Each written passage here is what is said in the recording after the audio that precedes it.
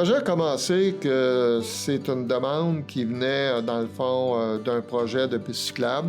Le maire de Saint-Isidore, ça faisait partie de ses promesses électorales. Et puis au niveau de la MRC, il y avait des discussions justement pour compléter la route verte.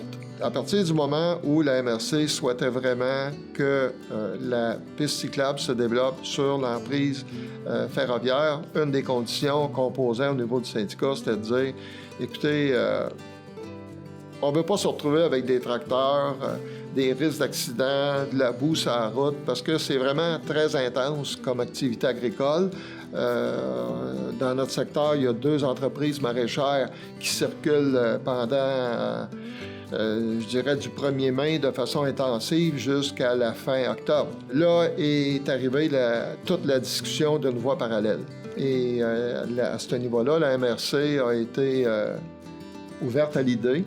On a vérifié les emprises, est-ce que les emprises le permettaient? Puis la réponse était oui, c'était possibilité de cohabiter en faisant une voie parallèle pour la circulation des machineries agricoles et une piste cyclable pour les cyclistes et les autres usages, sauf motorisés, de la route verte.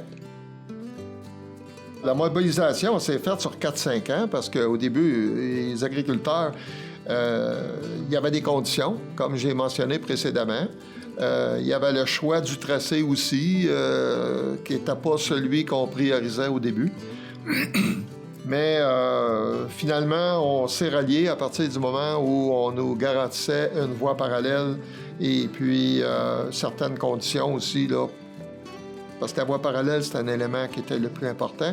Mais un autre élément important aussi, c'est la signalisation qui doit être adaptée en conséquence quand on a une entreprise maraîchère qui traverse l'ancienne emprise ferroviaire 60 fois par jour.